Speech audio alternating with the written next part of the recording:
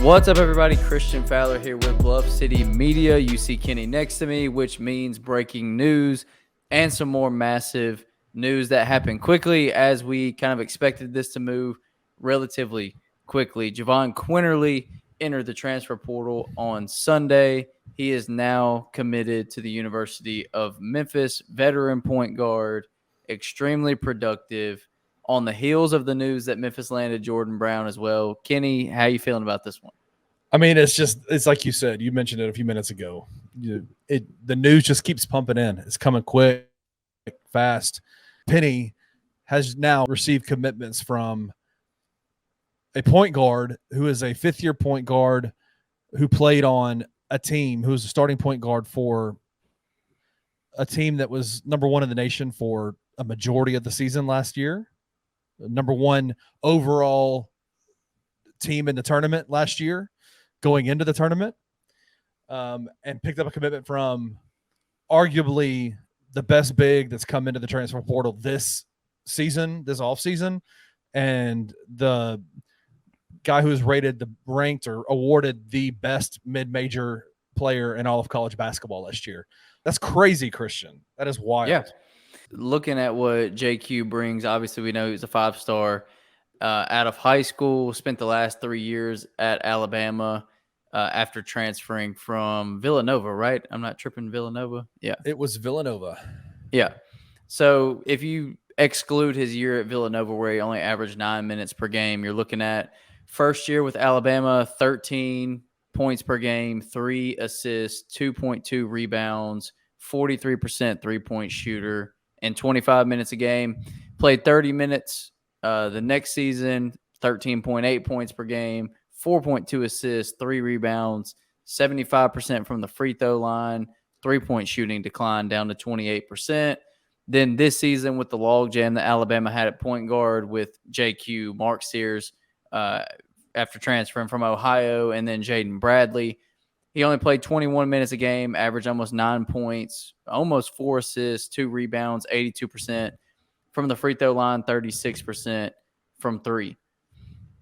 So I know his minutes dipped a little bit this year. It wasn't a huge surprise. Mark Sears was incredible for exactly what Alabama wanted to do with Noah Clowney and Brandon Miller and some of those other guys, just the way that he ran that team. Not saying that JQ couldn't have done it, but obviously, Nate Oates preferred playing more minutes for Mark Sears, letting him run that point a little bit more. But we've seen what JQ is capable of. Like I said, those 2 years, his first 2 years at Alabama, right around 13 points per game, right around 4 assists per game. Like, what he does is exactly what Memphis needs. We talked about it when Jordan Brown committed the other night that, fans had been clamoring for a true center, and point guard was, in some people's mind ahead of that, some people's mind behind that, but it's been another thing that people have been asking for all offseason ever since Memphis lost in the NCAA tournament. JQ is a guy that can facilitate. He can move the ball. He can run an offense really well. I mean, when you watch what he did at Alabama, there were times when he just ran what Nate Oates wanted to do masterfully.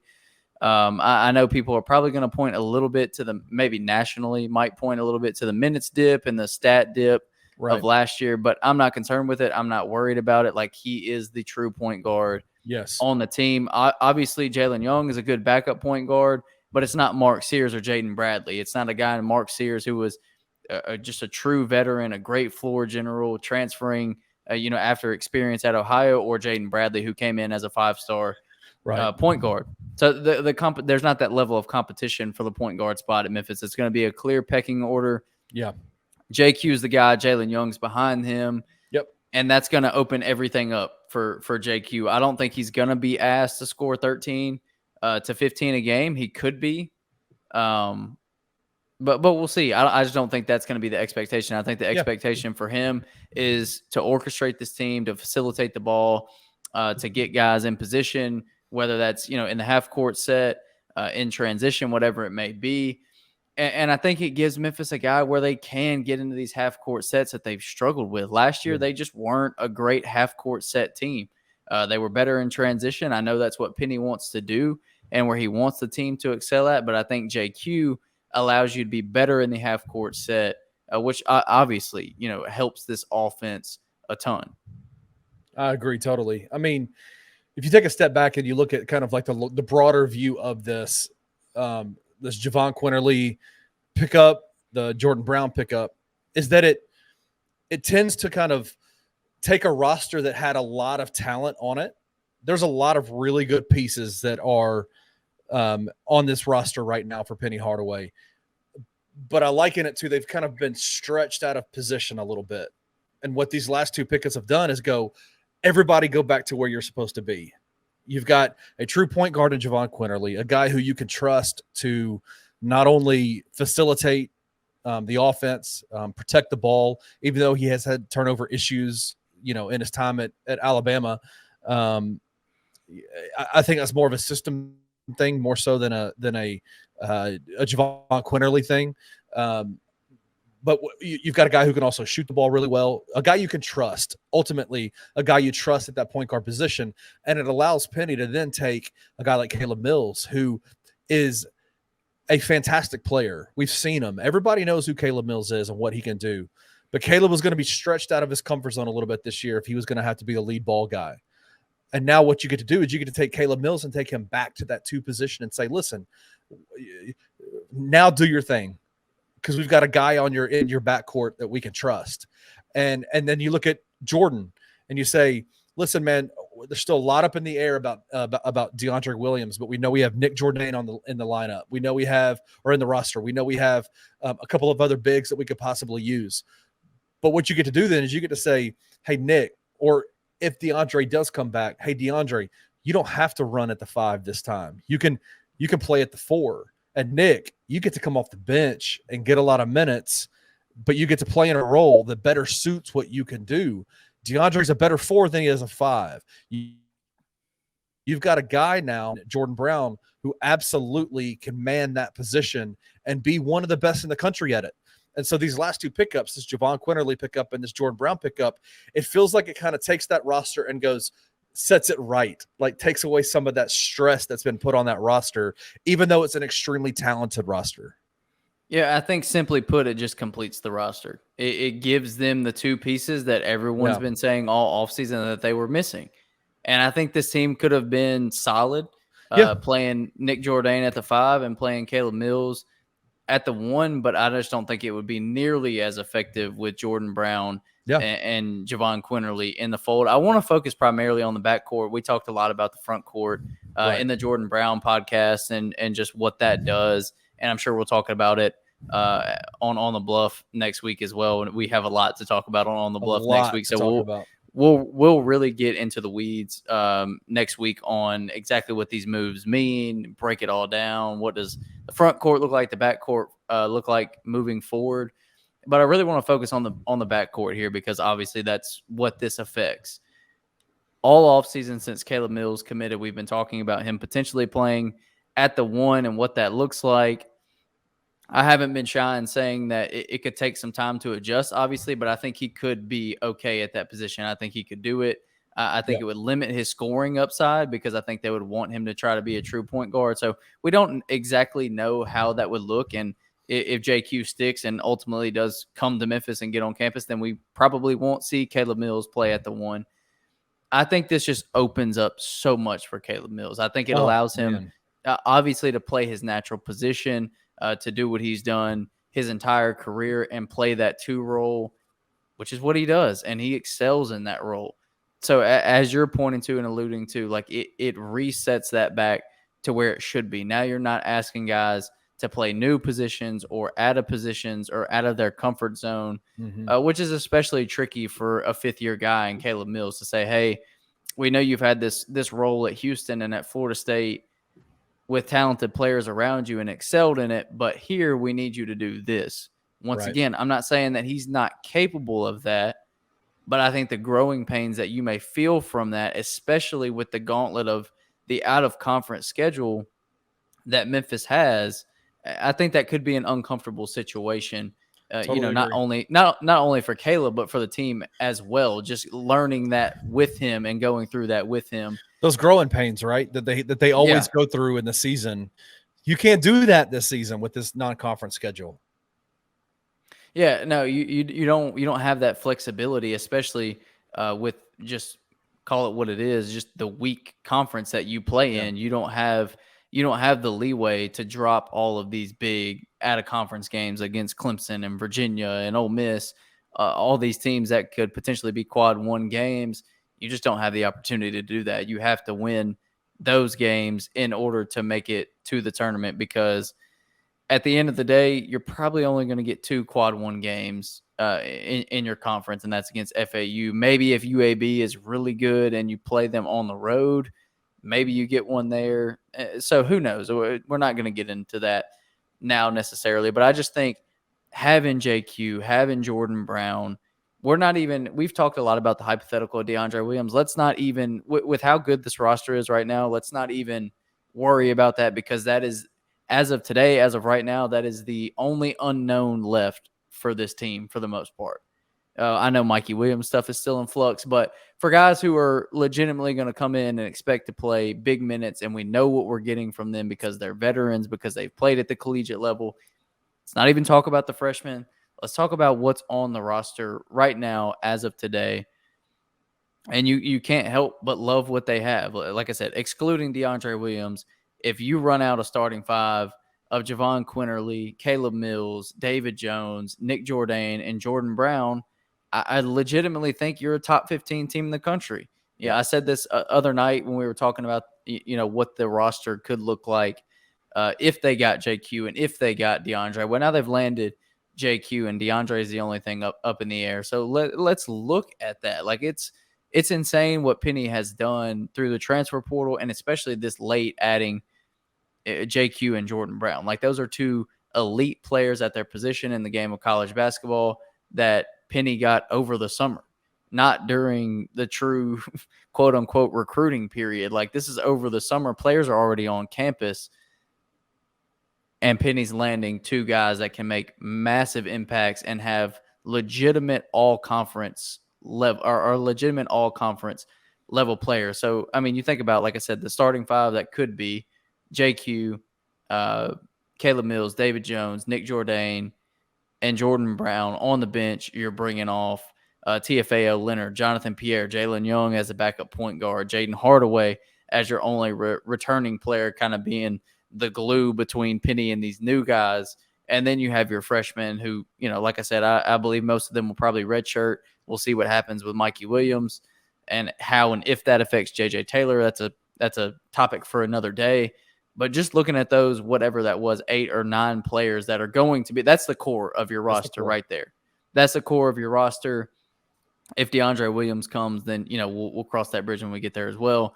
But if that's the core of your roster, I mean, you're easily competing for an AAC championship, as they should, regardless. I think, even if they didn't get Jordan Brown and JQ, they should still be competing with FAU. Regardless of who they're bringing back. But with this roster, I mean, you're right up there. I know FAU is going to have a lot of preseason hype, as they should. They just went to the national championship. Like, you can't disrespect that. They're bringing back their 2 best players. But what Memphis has is a wonderful collection of offensive talent, defensive talent, veteran leadership, and depth. Like, they have checked all the boxes. The only box that they don't have checked that FAU has over them is continuity. That's it. And I mean, you can make an argument that that's a big thing. Absolutely.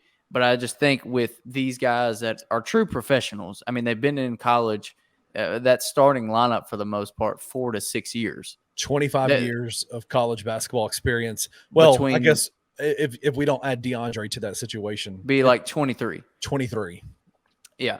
23 years of college basketball experience between your starting 5. Like, I think that they will be able to figure that out. Especially, this is once again where JQ fits in so well, right, especially with a guy that's not learning to play point guard, right, or playing out of position. You're playing with now you have your true point guard, you have your true center.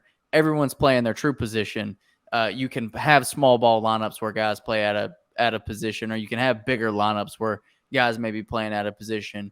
But you know that the 5 that you roll out when the game is on the line, they know what they're doing in that spot. And I think that's a huge plus, obviously, for any team.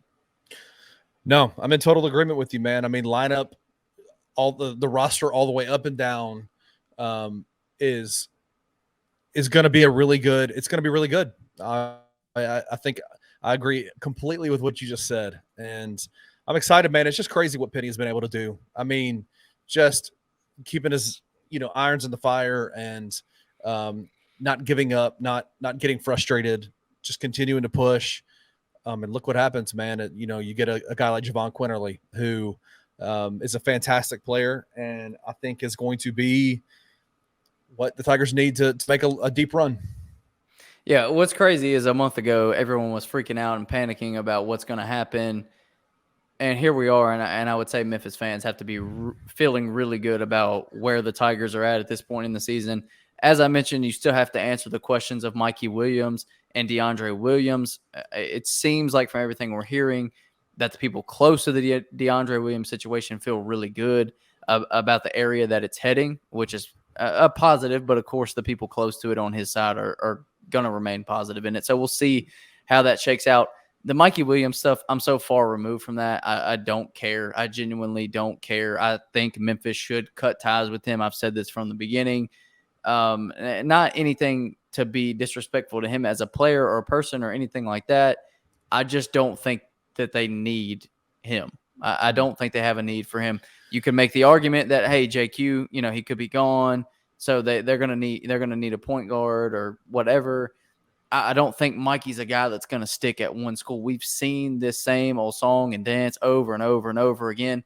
These players that have, been tabbed as great prospects and have been in the spotlight since they were in 7th, 8th, 9th grade, they don't stick. If they're not happy, I'm not even going to say if they're not happy. If they're not productive, they're going to leave.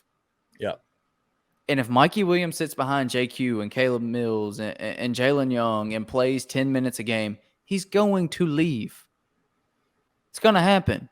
More than likely. I can't say that without a shadow of a doubt, but that's just the way this stuff works out. So why waste the time? Yeah. I get it if you're Penny because you're loyal and you do see something in Mikey and you have a relationship with him, but just strictly from an analytical point of the game of basketball and how the game of college basketball works nowadays, he's not going to stick. He's not going to play a role this year. He's not going to make an impact this year. You've over-recruited him. You've over-recruited him. You have no need for him whatsoever. If he did Which not is wild. Which is wild because even just a few months ago and on the Bluff, we had a conversation about this, and we talked about the roster and how the roster was specifically designed so that Mikey could come in and thrive. And play point guard. And that is no longer the case. They have two true point guards. They have 2 true point guards on roster. And I believe in loyalty, and I believe in sticking by your word. And so when you say you're so far removed from the Mikey situation, it's not that you don't care about the Mikey situation. It's that at this point, it just doesn't matter. If he comes, he comes. If he doesn't, the Tigers have a roster that can withstand Mikey Williams not being on the Tiger team next year. Not only does it not matter, it doesn't make sense.